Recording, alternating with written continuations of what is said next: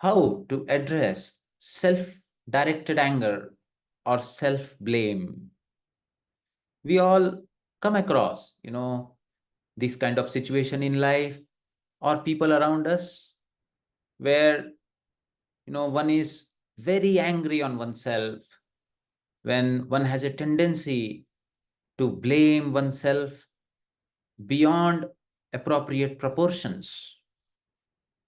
Some people, have this tendency, no matter, what kind of wrong happens around them, they have this tendency that they put excessive blame on themselves. They are very self-critical. And this, lack of compassion towards oneself actually leads to a lot of destructive behaviors. We all know that globally, suicide rates are also increasing. So it becomes very important to discuss how to address this issue from an ancient, yogic perspective. I would like to first hear from my students, and then we would ask the experts who are there in the meeting.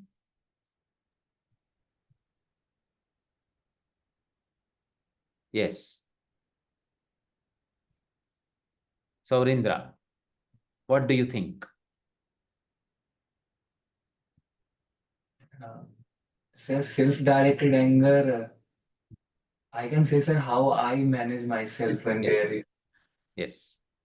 Sir, when I feel bad that I did something wrong or I was not enough to do that, so then I start again analyzing that from where it started, where did I was the mistake was there. और sir उसके बाद फिर ये सोचने लगता हूँ कि क्या करने से वो चेंज हो पाता। तो ठीक है, फिर पहले तो बहुत गुस्सा आता है, वो गुस्सा का फेज तो कंप्लीट होता है थोड़ा, फिर एनालिसिस करता हूँ, फिर बोलता हूँ कि ठीक है, अभी गलती खुद से हो गया है तो खुद को माफ कर दे, नेक्स्ट टाइम इसी सिचुएशन आएगा तो ऐसा नहीं करना है, पहले से ये जो सीख लिया उससे ही स्टार्ट करना है, वो नहीं करना है। लेकिन सर एंगर तो पहले आता है खुद के ऊपर बहुत ज्यादा।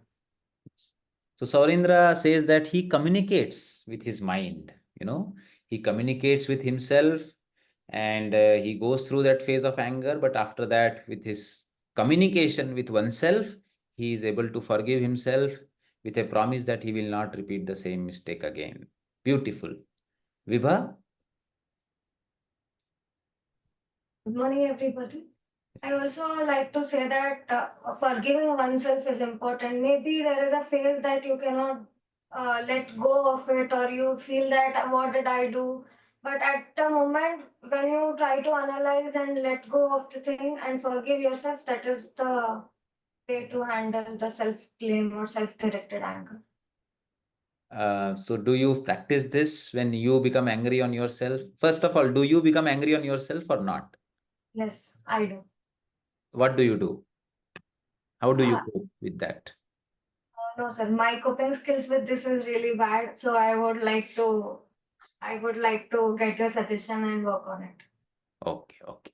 Brinda, our student who is not well, she has written in the chat box, if one has actually committed the mistake, one must not stop the guilt or anger that he feels. He should let that happen and then think of how to improve oneself and not commit the mistake again. So Brinda actually believes in allowing that anger to manifest, and probably she wants to say that one should observe it mindfully, non-judgmentally. Anger is rising within me, and it comes as a wave and goes away. So probably that is the way that Brinda tackles it. Now we would like to hear from people who are there in the meeting. Please let us know, in such situation, what do you do? How do you handle this anger? Good morning, sir. Yes, very good morning, Bhaskar ji. ये anger के ऊपर तो वेमन एक poem लिखा था हाँ तेलुगु में, तन हाँ कोपमे तन शत्रुవు तन శాంతమే తనకు రక్ష, తన దుఃఖమే నరకమండ్రు, తన संतोष में स्वर्गम। उसका इसका मीनिंग क्या क्या है? मतलब? इसका मतलब अपना गुस्सा अपना एनिमी है, शत्रु। हम्म। हम्म, तन कोपम तन शत्रु तन शांत में तन जो शांत रहता है वही रक्षा है अपने को। हम्म। हम्म, अपना सुख ही अपना गुस्सा ही अपन अपन को ये नरक को ले जाता है। हम्म। अपना शांति ही अपने को स्वर्ग को ले जाता है, ऐसा है ये। तो आप इस श्लोक के बारे में सोचते हैं जब आपको खुद पे गुस्सा आता है? हाँ सर। अच्छा, अच्छा। So he remembers a verse where it is clearly written that your anger is your enemy, and yes sir. that helps him manage this. Very nice. Anybody else? Any other viewpoints? Good morning, sir. Yes, Gandhi sir. Yes. Say this anger. So we get usually on somebody else, and also we think that we are not done any wrong thing. We never blame, though we might have done wrong. It may be appearing wrong to others, but you feel that is not wrong. So you'll not blame by yourself No, in no, such sir. Here the situations. question is But only for those who have tendency to blame themselves. How to handle that? That is the question. yes, sir. Yeah, yeah. So that is the main important thing is that one must develop the spirituality and Hmm. non-violence. So non-violence means that is loving all creatures.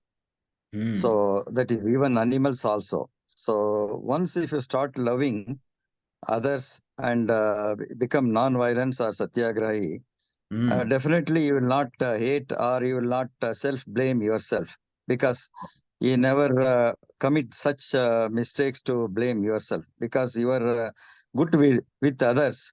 Definitely it will turn to yourself also to good by yourself also. That's what I think, sir. Okay. So Gandhi sir feels that, this self-directed anger is somewhere a reflection of, hatred that we may be having towards people or things around us. And if that reduces, this also reduces. Okay. Good morning, sir. Good morning, Yes. everyone. I'm Tarana. Yes, Tarana. Yes. Please share your views. Yeah.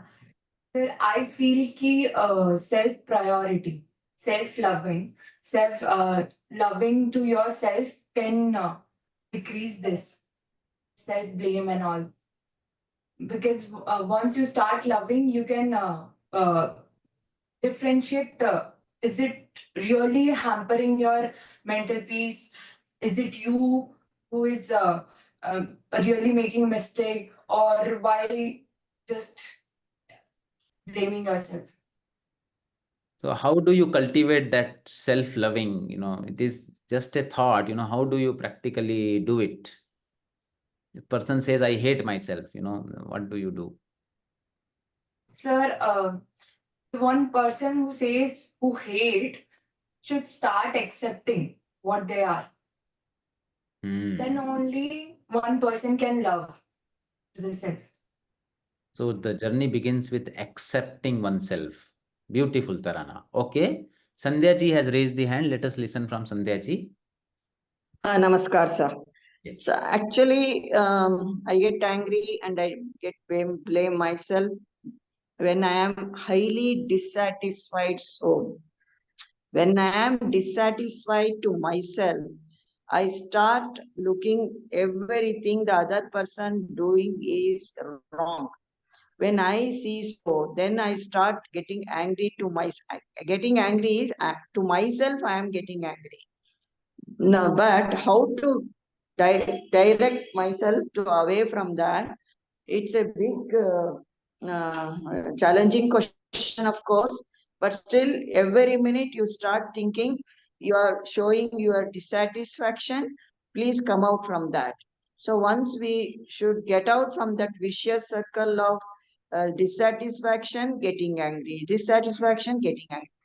If I am aware, get awareness of myself, my anger, reason, then I should start practicing not to get angry on one others, which reflect in my anger, so that I start accepting other person and start loving the other person. Even Bhagavad Gita says you should be satisfied to yourself. First praise to yourself.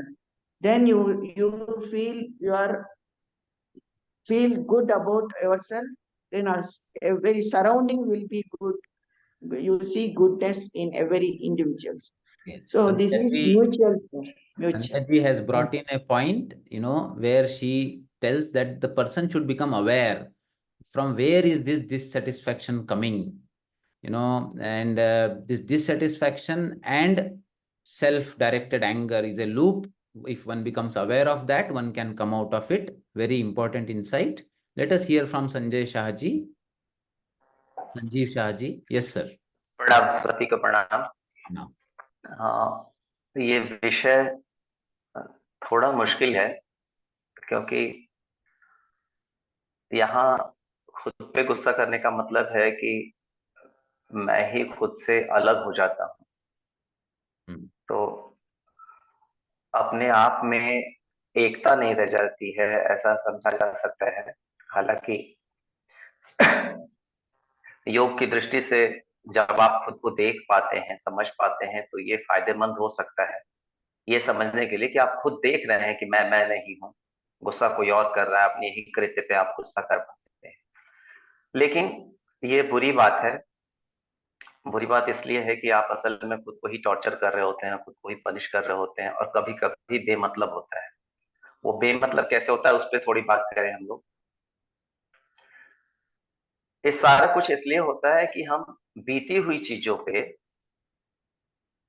बिना मतलब sir खपा रहे होते हैं, और उन चीजों पे सीधी सी बात है, हम उसे चेंज नहीं कर सकते। जो चेंज कर सकते हैं, जो हमारे हाथ में है, वो हमारा कर्म है। जो हुआ उसमें जो कुछ भी नया कर सकते, सुधार कर सकते, बदल सकते, इस पे ध्यान देना होता है। दूसरा, हम किसी के भी प्रति, अपने प्रति या किसी के भी प्रति समादर रखना चाहिए, हमें रिस्पेक्ट रखना चाहिए।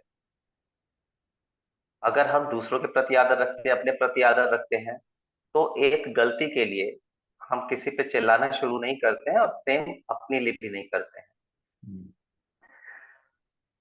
तो हमें थोड़ा सा दयालु भी होना चाहिए, प्रैक्टिस करनी चाहिए।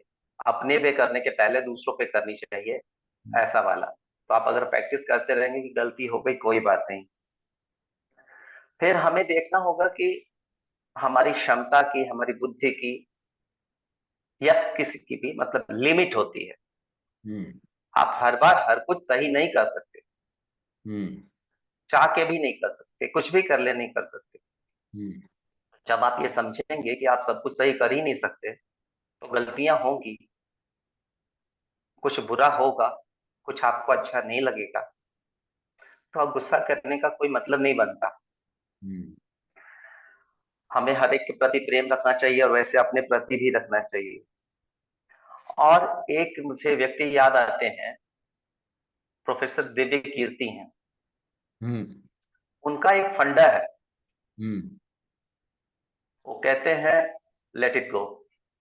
वो कहते हैं कुछ हो गया, बोलते हैं भाड़ में जाए, मुझे खुद को देखना है, मुझे खुद को बचाना है। दुनिया इधर की उधर हो जाए, सूरज पश्चिम से निकलने लगे, कोई मतलब नहीं, मुझे खुद को बचाना है, खुद की रिस्पेक्ट करनी है, खुद के प्रति आदर का भाव रखना है। ये हुआ। तो एक और पॉइंट है कि हमें पॉइंट ऑफ व्यू को समझना चाहिए, वेरियस पॉइंट ऑफ व्यू को, मेरे भी, दूसरों के भी। अपने वाले तो समझ में आते नहीं, हमें लगता है हम हमेशा ही सही होते हैं। हालांकि जब समझ आता है तभी आपको गुस्सा आता है, जो आप रिएक्ट कर रहे होते हैं। पर अगर आपने पहले से दूसरों के पॉइंट ऑफ व्यू को, जो बिल्कुल अगेंस्ट होते हैं आपके, उन्हें रिस्पेक्ट किया होता, अगर आपको ये आदत होती कि देखने का नजरिया अलग अलग होता है, तो कभी कभी ऐसा भी हो सकता है कि जिन चीजों के लिए हम बेहद परेशान हो रहे हैं, असल में हमने उसे दूसरी दृष्टि से नहीं देखा। जैसे अभी मैं कह रहा था कि एक्चुअली जैसे आप खुद पे क्रोध करते हैं, तो आप ये तो समझ ही पाते हैं कि मैं कोई और हूँ और गलती इसने किया। और ये कितना सुंदर है कि हम सारे योग में, सारे ध्यान में यही करने की कोशिश करते रहते हैं कि मैं खुद को जानता हूँ कि मैं कौन हूँ, मैं कौन हूँ। ये भी एक पॉइंट ऑफ व्यू हो सकता है। तो ये हुआ। और इसके बाद एक चीज मुझे अपनी याद आती है, जो मैं अक्सर बच्चों से या फिर किसी को जिसको बोल सकता हूँ कहता रहता हूँ। शब्द तो वहां पे थोड़ा इडियटिक इस्तेमाल करता हूँ, पर मैं यहाँ पे बढ़िया सा बोल हाँ देता हाँ हूँ हाँ। कि जरा सोचो कि तुम मूर्ख तब थे जब तुमने गलती की, या मूर्ख अब हो कि तुम खुद को मूर्ख कह रहे हो या खुद को सही नहीं कर रहे। तो सोचो, मन में विचार करो, बस इतना सोचो। क्या? मूर्ख तुम तब थे या मूर्ख तुम अब? तुमने जो उस दिन किया था वो भी तुम्हारे collective sources, collective mind, body, what ever condition, उसके अकॉर्डिंग तुमने एक डिसीजन लिया था, और जिसपे तुम आज चिल्ला रहे हो। और अब जो तुम चिल्ला रहे हो, क्या तुमने अब अपने आप को पूरा कलेक्ट किया हुआ है? क्या तुम सारी चीजों को ठीक से क्या देख बात? रहे हो? क्या? तो या तो तुम तब मूर्ख थे या अब मूर्ख हो, तुम तय कर लो, आराम से तय कर लो, कोई दिक्कत नहीं। बहुत तो ही उसमें भी सुधार कर सकते हैं। अगर आप पहले वाला मूर्ख कर रहे हैं तो सुधार करिए, कुछ सीखिए। और अगर आप वाला कर रहे हैं तो करने की जरूरत ही नहीं है, लाइक है।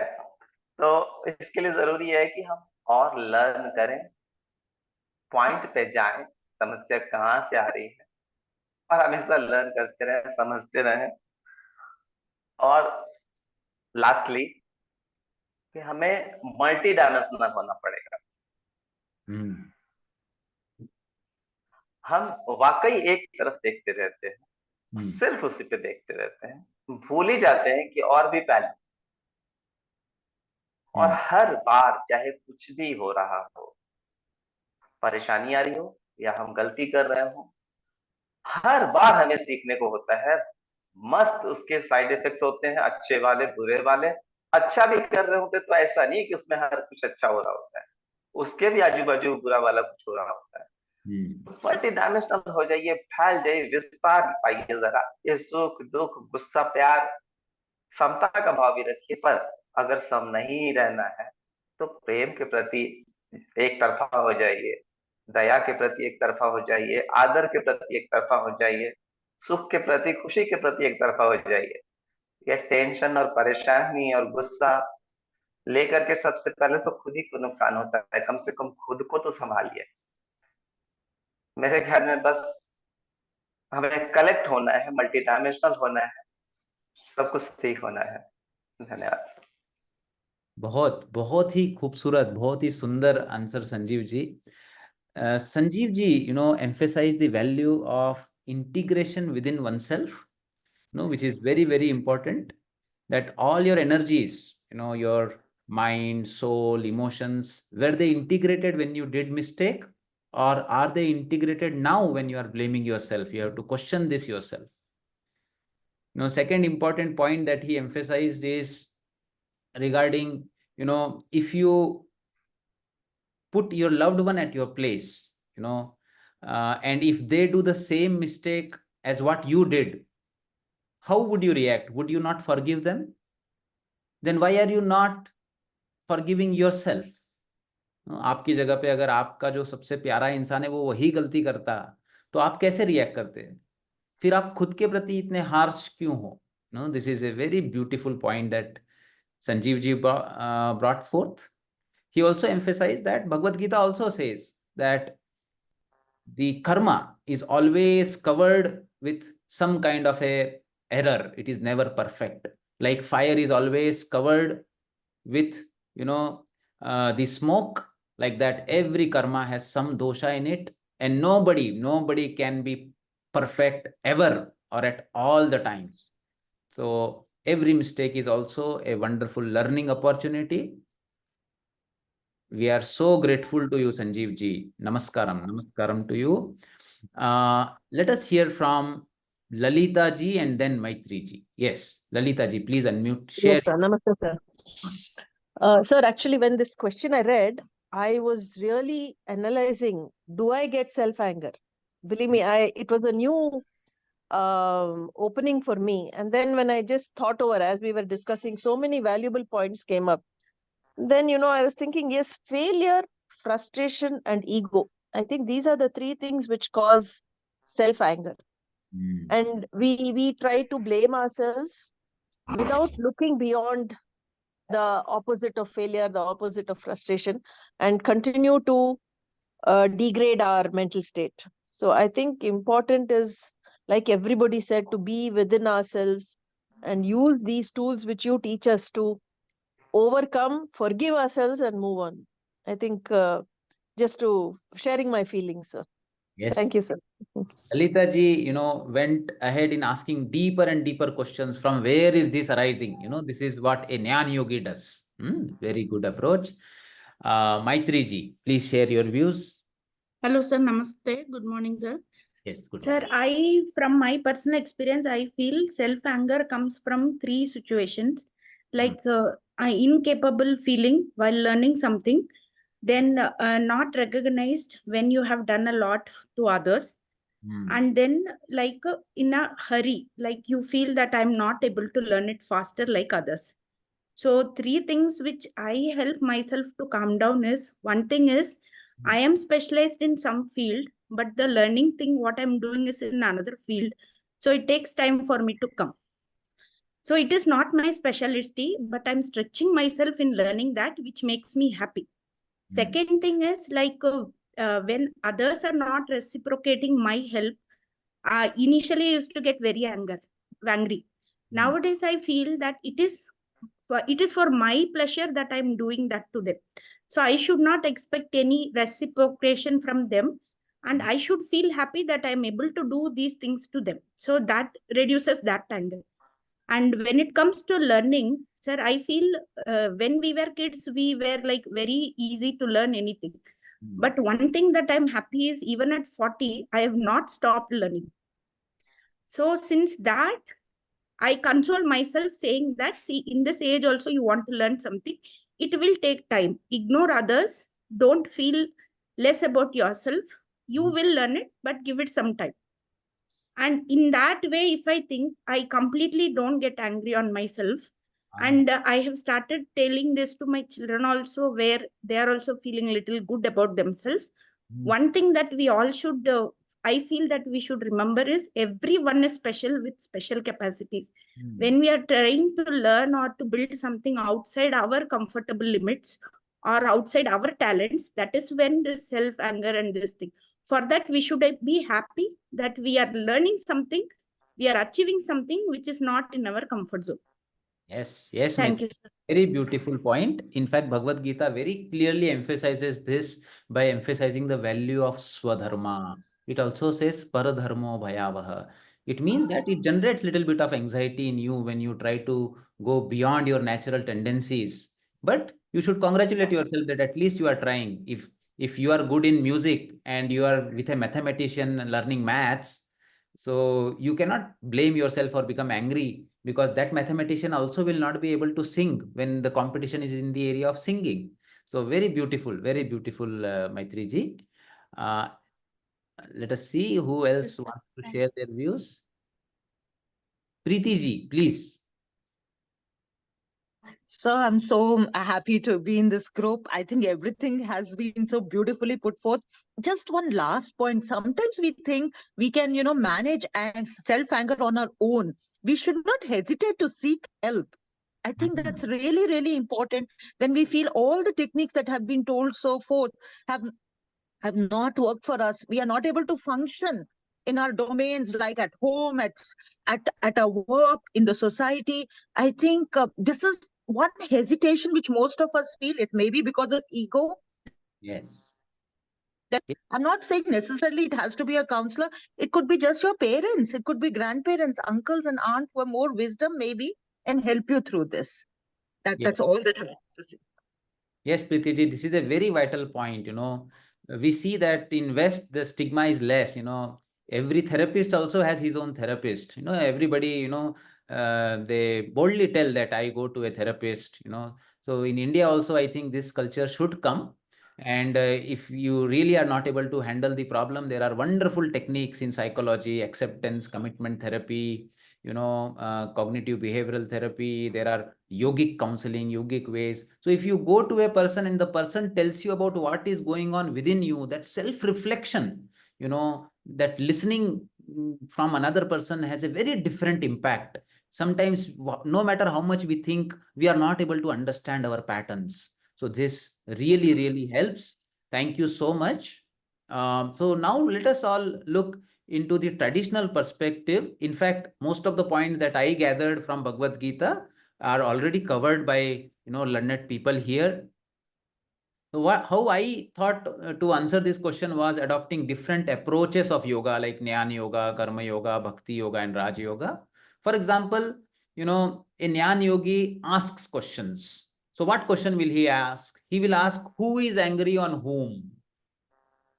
So as Sanjeev ji was also telling that, are my energies within me integrated, or I am fighting against myself? So when you ask this question, we see that the mind in my body, intellect, my soul, everywhere, the mind has an intense wave of energy which wants to punish itself. That is the phenomena that is happening when I am angry. What does that energy do? With that energy, what does one do? One may hit with one's own hand onto one body, or deliberately do actions in that state where one is destroying one's own things. I am throwing my own mobile, I am destroying my own thing to express that destructive energy within me. So this itself is very empowering, saying that I am not angry. There is an energy which is possessing me, and this energy will soon go away. It is not going to last forever. Can I surf through this wave? Can I tolerate this wave? This is what, in Bhagavad Gita, Krishna says, Tan titikshasva bharata. Please endure these waves of anger, desire that come very intensely, and they try to pull you. But if you are swayed away by them, later on you feel foolish. So is it possible that I am able to question, that who is angry, and realize that I am not angry. It is a wave that is coming onto me and I can handle it better. And then the question naturally comes, to a Jnana Yogi who goes deeper and deeper in questioning. He asks, from where does this wave come? So Krishna very beautifully says, Kama esha, Krodha esha, Rajo guna samudbhavaha.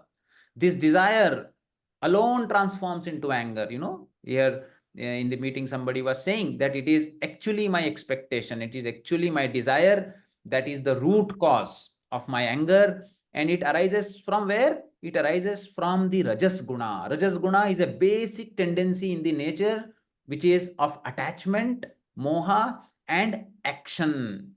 Too much action without paying a proper attention to things. This is the Rajas guna. So this has been done by the Prakriti. So further, why does someone get angry on oneself? If you ask this deep question, one then comes to one thing, that one has not fulfilled an expectation from oneself. One has done a mistake which one finds difficult to forgive. Fundamentally, in the core, we have this desire that is causing anger within me against myself or against another also. Now, how do you address this desire within yourself, which becomes the root cause, which arises from the Rajoguna?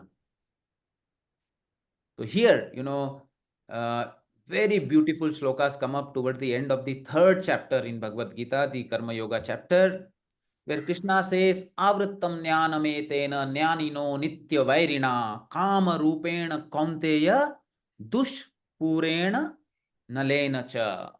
In fact, this shloka came up in a recent series of the Netflix series Aspirant, Amazon Prime series, where this shloka was very beautifully discussed, that the knowledge of even the most discerning gets covered by this perpetual enemy in the form of insatiable desire.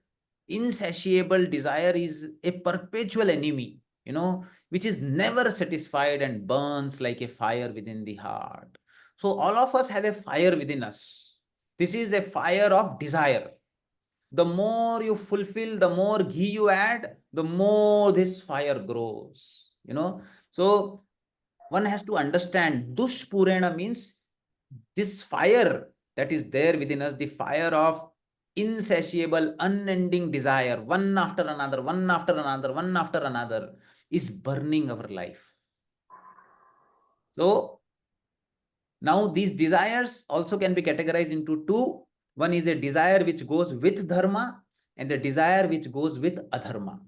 And if there is no inner anchor within oneself, if one is not even aware of these desires, this fire burning within oneself, we will not even be able to realize when from the dharma this desire turns towards adharma. So Krishna says that awareness of this unending, insatiable fire within me is very important, because I do lot of hard work to satisfy one desire, and I don't even enjoy fulfillment of that desire, that my heart produces another desire. So Krishna talks about the awareness of this. He also says that to overcome this, where does this desire lies? The senses, the mind, the intellect are said to be the breeding grounds of this desire. And through them, it clouds one's Vijnanamaya Kosha, one's center of knowledge or awareness. Where am I going? Why am I running? Where am I running? How long will I run? Is there an end to it? In the last moment of my life also, will I have a list of desires to be fulfilled? Do I want to die like that? Who is going to control it? Who is going to put a check onto it? This uncontrolled fire that is burning. So it dilutes the embodied soul. And therefore Krishna, in the last shloka says that, oh, best of the Bharatas, in the very beginning, bring the senses under control and slay this enemy called desire, which is the embodiment of sin and destroys the jnanam and vijnanam. The earlier you become aware of it, dhyayato vishayan pumsaha sanghasteshu pujayate. In the beginning, it comes as a very, innocuous thought, very simple thought. Oh, this is nice, I like it. It is here only that it should be curbed, because after that it starts giving you images after images, you imagining touching it, you imagine using it, you imagine how much joyful it will be if I have it.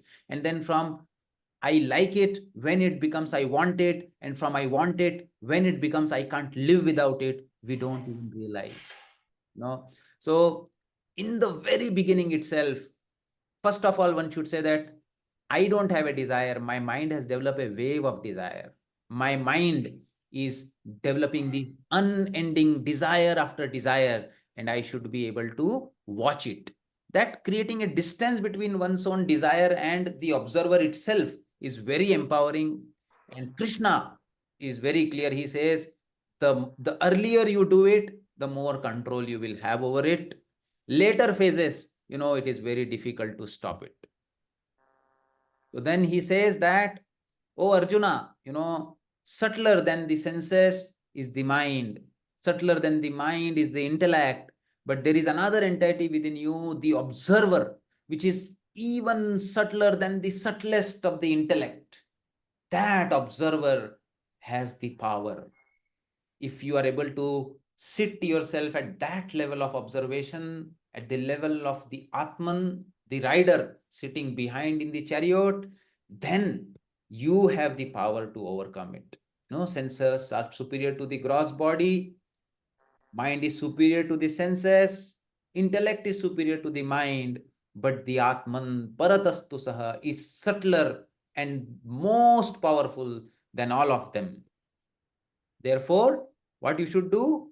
Evam buddhehe param buddhva sanstabhyatma atmana matmana jahi shatrum mahabaho kamarupam durasadam. Thus, knowing the soul to be superior to the material intellect, O mighty armed Arjuna. He says all of us are powerful, all of us are mahabaho. We have that power in us. Only thing is we are not aware of it.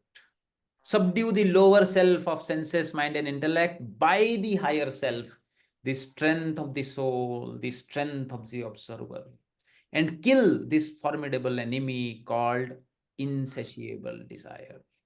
So here, very important point to understand is that who is angry on whom? My lower self is angry on my lower self, but my higher self neither did any mistake, is not involved in anything, it is still observing.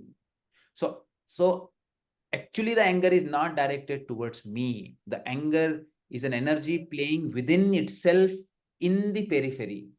That itself brings, lot of control and solace. So the second approach that we see here, that comes with the aspect of karma, that ultimately me in my real self, I am not doing anything. Even if there is a mistake that I have done, it has been done by the gunas of the prakritis. Prakritehe kriyamani gunehe karmani sarvashah ahankar vimudatma karta aham iti manyate. All activities are carried out by sattva, rajas and tamas gunas. These gunas, they play within themselves, but due to ignorance, the person feels that his soul did it, his real observer self did it. No, your core was never involved in anything, and therefore you should not be blaming yourself, and there is no need to forgive yourself also, because you did not do it at all. These were gunas playing within gunas. That is the way a karma yogi sees it. And this, the shloka says that those people are yogis who, before giving up this body, before the last moment of death, have learned this art of checking the forces of desire and anger within themselves. They alone, sa yuktah sa sukhi narah, they only are happy in this world. Not people who are millionaires, who have lots and lots of fulfilled desire, money, property, and who are very famous. No, only those who have first become aware of this unquenchable fire within themselves, and who have learned the art of taming it, controlling it, checking it, and keeping it to minimum. That fire can then can be used to cook food for you. It is like you run your family, you take care of your family, have small controlled desires, fulfill them, feel happy about it. No, they have to be managed. If they go out of control, then you are in big trouble. So the karma yogi, on the other hand, he says that he learns the art of performing actions with an intention of others' well-being, without any desire or expectation, not only from others, but no expectation from one's own body, mind, or intellect also. See, my desire, what is my intention? I just ask. My intention is to help others. In that intention, if somebody is getting hurt, if there are some mistakes happening, these are happening because gunas are playing in gunas. I am not involved with all this. And every karma is covered with smoke. So no karma is perfect. It is bound to happen in that way. Every karma is a fire, and fire will have smoke with it. But I believe in karma because my core is that my intention was not wrong. That should be sufficient for me to forgive myself. This is how, karma yogi believes, and says that I believe in karma. I have eligibility to do karma. The karma phala is not in my hand. My intention is in my hand, but whether with that intention really good will happen, I don't know. But my intention was not wrong, and therefore he never stops doing actions and doesn't become attached to inaction also, and he's not attached to the result of the action also. And in that result, he doesn't even expect that his mind, body, intellect will always be perfect. So that also is a karma phala that a karma yogi gives up. Similarly, if you look at a bhakta, bhakta says that I have no desire at all. I live only for the service to God. So God's will is my will. In this way, whatever happened was God's will. God resides in my heart as well.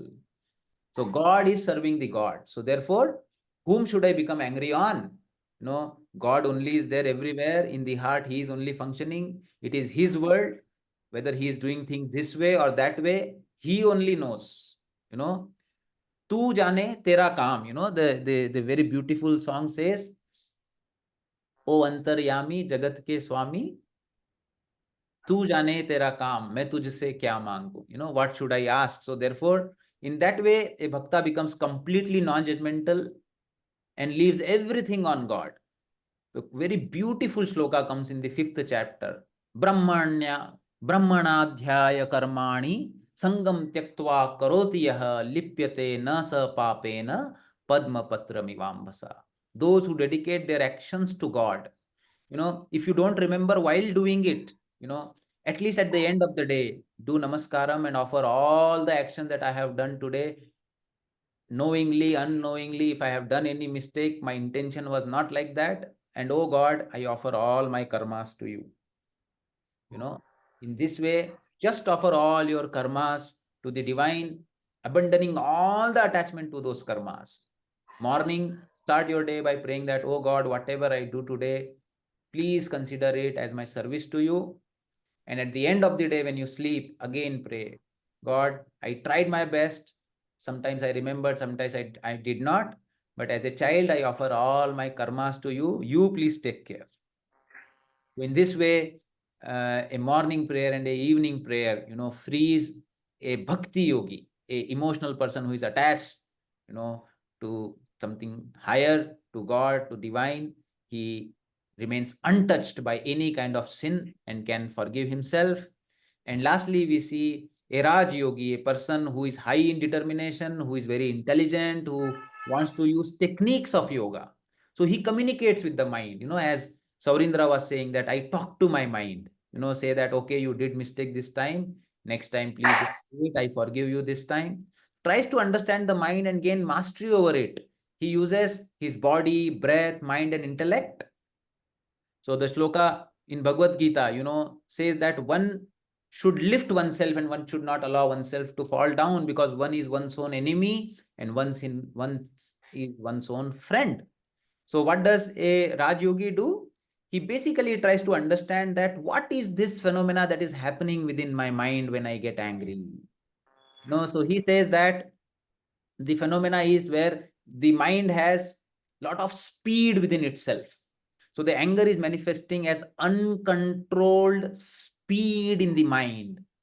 And what I have to do, if I'm driving a vehicle and if my vehicle is going out of control, I have to slow it down. So he uses his breath by doing slow pranayama, relaxation of the body, using mantra chants, using imageries where he's becoming calm and cool, yoga nidra, and all those techniques, grounding himself to the deeper self. He tries to tame down the mind, reduce the speed of the mind. And that is how he manages the anger.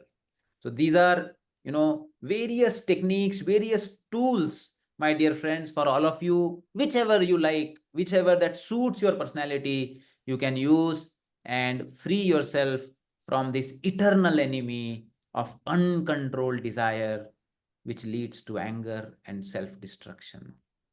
Please contemplate on these thoughts. Thank you. Namaste.